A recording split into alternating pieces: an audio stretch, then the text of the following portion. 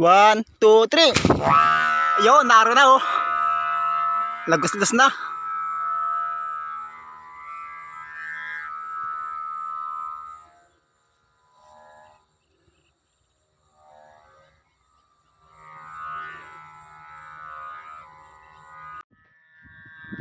So ayan guys, nagpalipad kami ng saranggula ni Marlon.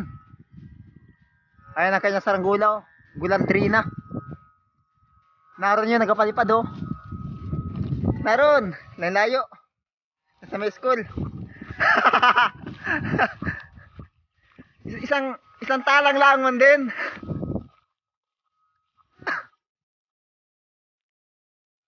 Ayan guys, papunta tayo dun. At yun ang bundok ng Mount Banahaw oh. Sa Laguna yata yun baga. Mga ganun, taga-kabilangin na ganun, nagalaparag guys. Ang ganda sana kung may ilaw niyan. Ha? Nga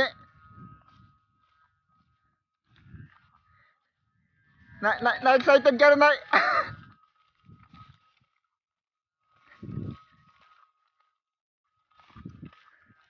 Kung na ilaw. Ang ganda lagyan ng ilaw yan, isang-isa lang. Isang-isang taas lang. Unat pati na ilaw na.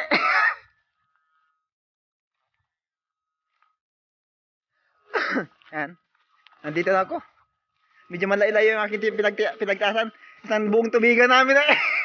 Shoutout po sa gumawa ng ating Gulandrino. Ayan po ang ating Gulandrino.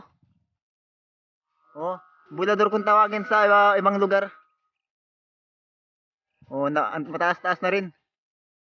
Maganda talaga tingnan ng kanay, mahabang kanay, mahabang pabalayan ano.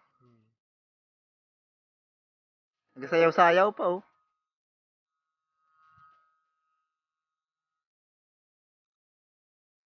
Ganyan din marka kasi sa akin na yun, sumba. Ganyan din.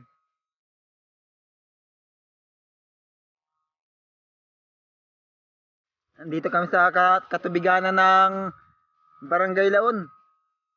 Ayan oh, ang school ng Laon oh. At may mabuti gumanda-ganda ng panahon, kanina yung masyadong maulan. Oh. Ayan. Ayan yung bundok oh, yung pinakita ko sa inyo kanina. Mount Banahaw. Laguna yun ano boy?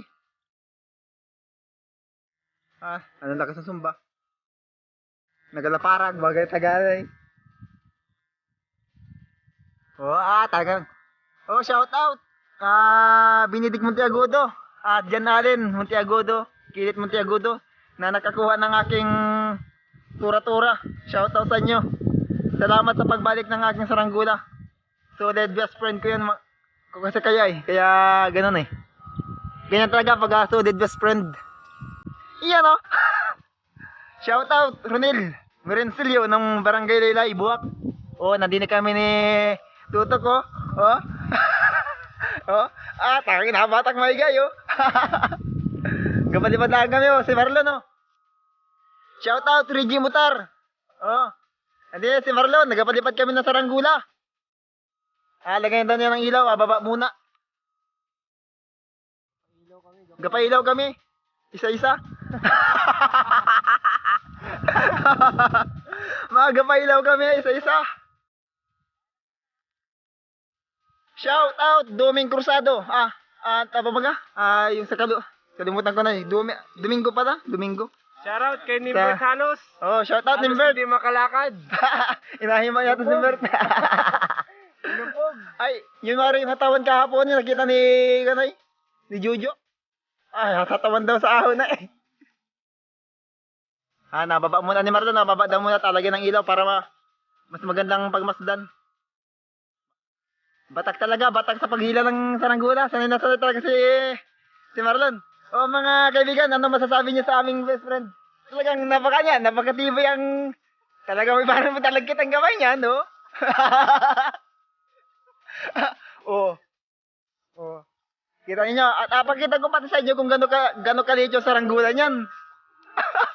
Ano liit ang saranggola niyan, tinangkamay pati pag nahilaw, para may talagkit. Sa akin ay puyos-puyos na na. Nadudulas mo na ilan eh. Oh. Oh guys, oh. Kita nyo? Oh, sabi ng saranggola, wow, wow, wow, wow, wow. Oh. Ang lupit talaga. Yan ang pinakamalupit na gumawa ng saranggola dito sa Barangay Laon. Si Marlon Lacerna. Sa mga gusto mong paggawa yan, magdala na kayo ng kawayan din eh. Magkano pag, yan, pwede na 300 eh, no? O, pwede na 300 sa mga gusto mong paggawa dyan. Kahit gano'ng kalaki, kasi laki ng bilaran. Gusto niyo, sambuyos ng kawayan. Ayan, mababa na, mababa na. Di ba? Ganda, oh. Yan, oh.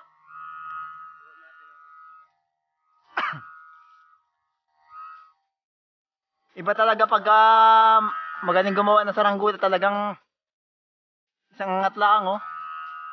Namanlutang pati na saranggola. Oh, yan, ang saranggola, oh. Shout out, my love, Katrina Ledesma. Nandito kami ng aming tropa. Nagpapalipat sa tubigan ng daon. Oh, ala, yan ang pati saranggola na marunong magtambling. Oh, pakita ko sa inyo kung gano'ng kaliit yan.